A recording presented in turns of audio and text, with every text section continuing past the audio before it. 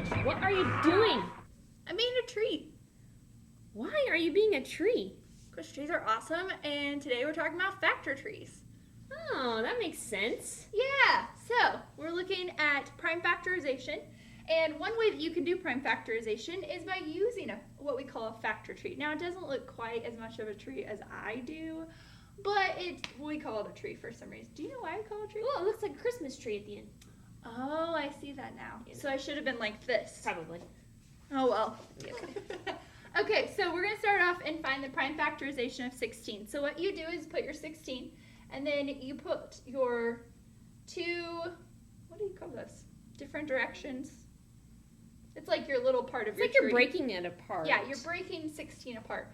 And then you have to think of, okay, what times what gives me 16? And there might be different answers, but I'm going to start off with 2 times 8, because that equals 16. Now, can I ask you a question? Yep. Why do you not want to use 1? I mean, like, you could have done 1 times 16.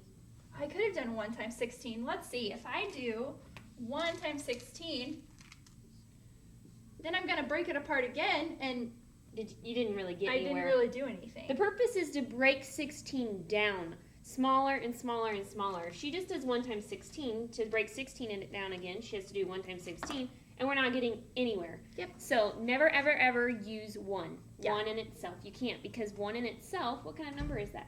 Huh, that's a prime number. That's a prime number, and all of these are composite numbers. All the top numbers up here. You can't factor a prime number, only Yep. composites. So really, never in a factor tree do you want to see 1. Nope. That's true. Ever. Okay, so I use 2 and 8. And now I've got to look at these two numbers, and I've got to say, okay, is 2 prime or composite? And it is a prime number, so I'm going to go ahead and circle it, because it is done. This is as long as this branch is ever going to get. 2 times 1 is the only thing you can do to 2, and you don't want to use 1. So Yep, we're not using 1. it is prime. Now 8 is not a prime number. I can break 8 apart. So I'm going to make another tree, and I'm going to do 2 times 4, because that equals 8. And now I go right again just like I did. I say, well, 2, that's prime, so I'm going to circle it. And then I say 4, no, that's a composite number, so I've got to break it apart again. And I can do 4 times 1. Oh, but Mrs. Roy said I can't use 1, so I'm going to do 2 times 2. And then I do the same thing. I say, oh, those are both prime, so I circle them. Now, I don't have any numbers on my tree that didn't end up as prime that I circled. So what we say is the prime factorization for 16 is all of your circles multiplied together. So it would be 2, this one, times this one, 2, times this one, which is a 2, times this one, which is a 2. So my prime factorization is 2 times 2 times 2 times 2. And guess what? What is 2 times 2? Well, 2 times 2 is 4. And 4 times 2 more? Oh, I was going to do 4 times Oh, you could do that too. She's doing Yeah. 2 times 2 and 2 times 2 is 4. And 4 times 4 is 16. 16. You should always, in your prime factorization, get back to the number that you started with. I also remember prime factorization. That word factorization is really long. It's like a string almost. And so this is a string, a really long string of numbers. I like that. So, all right. Well, I think we should show them another one. I like it. Sound All right, good? do you want to show them, Mrs. Roy? Yep. We're going to look at the number 36 Now, on your video 36 notes. is a weird one because, on your paper you'll notice you have 2 of them. Why Yes. did you show them 2? Ah, Oops, sorry. that's okay. Well, okay, so if you don't know your math facts very well, there's actually a way that you can figure out all the different numbers that make up 36. Miss Rutledge just happened to know, because she's really good at her math facts, that 2 times 8 was 16. But she could have chose 4 times 4. She could have chose, is there any others? Actually, there's not any others. I'm gonna show you real quickly how to make a factor rainbow, which literally is gonna look like a rainbow. And that'll show you all the different numbers that you could use to start out your factor tree. So if we look at 36, I'm going to make a rainbow. So here we go. The numbers that make 36 are 1 and 36. And yes, I'm going to use 1 right now just to show you that I'm making a factor rainbow. And then my next number after 1 I'm going to try is 2. 2 times what gives me 36? 18. And that's another factor rainbow.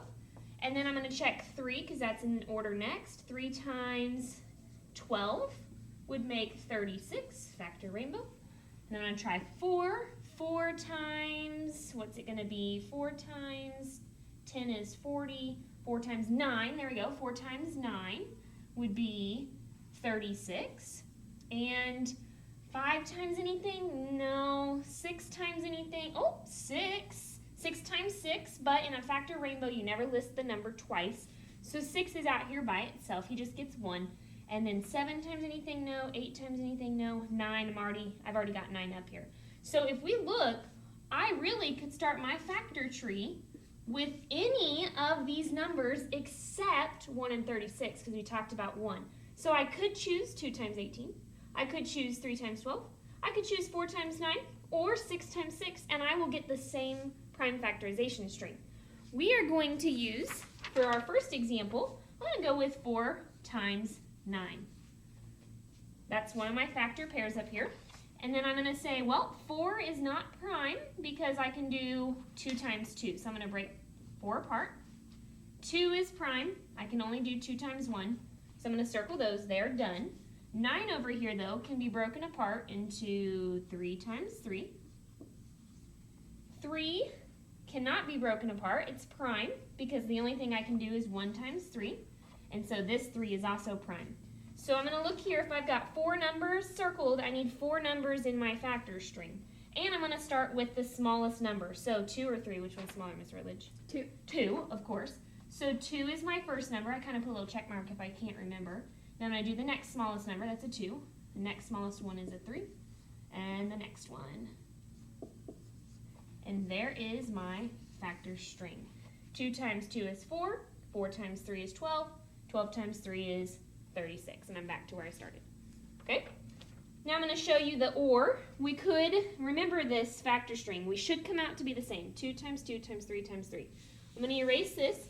I'm going to pick a different pair of numbers. Instead of using 4 times 9, we're going to use 2 and 18 this time. I'm proving to you that you can choose different numbers as your starting numbers. 2 is prime. 18 can be broken apart into 2 times 9. 2 is prime, like we said. 9 can be broken down into 3 times 3. We already found out 3's were prime. So I'm at the bottom. I can't break anything down anymore. So I've got 2 times 2 times 3 times 3. And I have the exact same factor string as before. So what you're saying, Mrs. Roy, is that somebody might start doing prime factorization of 36 and they might do 2 and 18, but somebody else might do 3 and 12 and they'll still get the same thing? Same thing. Huh. So really, So if you want to compare your answers, you need to compare your factor strings because that's the part that should be the same. Yeah, but you might do it completely different. And if you want to check yourself and make sure that you're right, you could pick 2 different numbers, 2 different pairs. Ooh, that's a good one. Check yourself and see if you get the same factor string. I like it. Okay? All right, let's go ahead and look at exponents. Now, you also learned through your vocab that we are going to do exponents today. You want this one? So the first one we're going to look at is 10 to the 3rd power. So let's look at this first. This 10 is a number, what we call the base number, because if I had like a line right here, 10 is sitting on that line. Now what you don't want to do is if your line's here, you don't want to write 10 to the 3rd power like this. Because what happens is I can't tell if that's 10 to the 3rd or It if looks that's like 103. 103. Yeah, I think it looks like 103.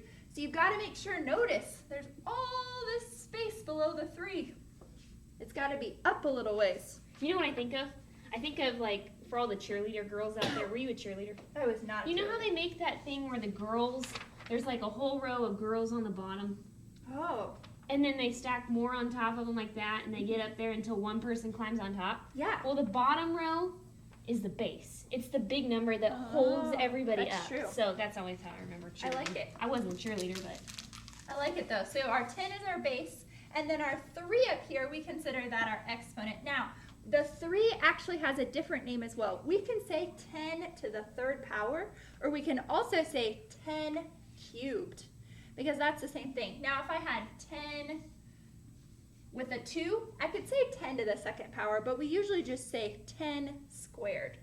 Okay, now going back to this one. This is a huge mistake that people make in 5th grade, so be ready, because this always happens. People see the 10, people see the 3, and they say, bah, this is so easy, Miss Perlich. It's 10 times 3, 30. And I'm like, it's not 10 times 3. Because what that means is that you actually have 3 of this number, 3 tenths. So it's actually 10 times 10 times 10. And 10 times 10 times 10 is not 30. Okay, so on that first line that you have, go ahead and write out that 10 to the 3rd power, it equals 10 times 10 times 10, not 30. Okay, now this, we can actually work this out, and we can say, okay, I've got 1 times 1 times 1, which is 1, and then I've got a bunch of zeros, and all I have to do is count my zeros and add them there, and that is my answer. So the answer, 10 times 10 times 10, is actually 1,000. And that's how we do exponents. Do you want to show them another one? Yeah, and that's a really good introductory lesson. I hope you caught that, because that's coming up, where you can find the products really quickly when you've got numbers that end in zeros. So, nice job there. All right, we're going to move on to how to write a number, how to write actually a factor string, how to condense it, shorten it down, make it smaller with just a base and an exponent. Yeah, pretty much going the opposite direction. So, what I showed you earlier was a factor string. We got to like the 2 times the 2 times the 3 times the 3. Well, we're going to start with a factor string of 3 times 3 times 3 times 3. 4 3s. Okay? If I am going to shorten this or go backwards, I'm going to say, what number do I see up here? Miss Rutledge, what number do I see? 3. 3. Guess what? He gets to be my base. Okay? Now, how many times do I see the 3? How many times do you see it? 5. Well, can't count that one. Oh, okay. In your factor string, how many times do you see? Oh, I only see three. it 4 times. Okay, 4 times. 1, 2, 3, 4. So guess what? That gets to be my exponent. So this base is what you see. This exponent is how many times that you see that number. So if we're going to, you need to write down the base is 3. I'm going to label it for you. You're going to write it out. And we're going to say the exponent is 4. And then it says, what is the answer? Well, just start at the beginning and work your way from left to right. What is 3 times 3? 9. 9 times 3 is 27. And 27 times 3, it is okay if you have to come out here and go 27 times 3 really quickly. 3 times 7 is 21. 3 times 2 is 6. 6 plus 2 is 8. So I believe that our answer would be 81. Woohoo! Woo! Good job. Okay. Okay, last example, and we're going to put everything together. So we did prime factorizations, we did factor trees, we did exponents. Now it's asking us to find the prime factorization of 24 using exponents. We get to do a tree again, Woo. right? Get to be a tree. Woo. Oh, Christmas tree this time. Okay, so 24. Now this one, I could do this several different ways. I'm going to do 2 times 12 because that's, just one of my favorites. And that 2 is prime. Now the 12, I can break it down to 2 and 6. Oh, just kidding. I went to circle the wrong one. 2 is prime. 6, Ms. Relish, that's composite. And I can break that down again. Okay, so I can do 2 times 3. 2 is prime, and 3 is prime. All right, so I have 2, this one, times 2, which is this one, times 2, which is this one, times 3. Now, this is really long, and now I'm going to write it using exponents. So I can actually write it just like Mrs. Roy just showed us. I see 2. I'm going to do it first, and I have 3 of them. 1, 2, 3. So I could make it an exponent. And then I have a lone 3, and it's all by itself, so I'm just going to leave it by itself. I'm just going to do times 3. And how many of those do you have? I only have 1. Now, I could write a 1, but 3 to the 1 power would just be 3, because it's 3 times nothing. And anytime you see that, it's just understood to be left off. So it is just 1 if it's 1 by itself. Now, why did you put the 2 in the 3? Like, how did you know what order to put it in? Well, I knew that 2 is smaller than 3, and you told me earlier that I always have to do the smallest numbers first. Yeah. So I always do the 2 first, and then it had 3 of them, and then the 3. Yep. Looks good. Now, the only thing is now, talking about my base, well, I have And a the 2 cheerleaders at the bottom. and a 3. The big so guys. my base would really be both of these. Yep. You can have 2 bases. And I only have 1 exponent. We could count the 1, but we don't really count ones. So this is my exponent. I hope you can still see that on the video. So she's labeling the little 3 as the exponent, the little one right here. And then my answer, well, I want to double check. I think it's going to be 24, but I better double check. So 2 times 2 is 4. And then I always do it different than Mrs. Roy. I always write them above. So I kind of do a backwards factor tree. And I then do these 2 and do 2 times 3 is 6. And then I do 4 times 6 is 24. So your answer would be 24. All right, good luck on your exponents. I think the most important thing to remember is when using your exponents, like Mrs. Rutledge showed you, this is what you see and this is how many times. Remember that in your lesson. It's not 10 times 3, but it's 10 times 10 times 10. Don't make that Okay. big mistake. Yep. All right, see you guys next time. Yeah. Maybe.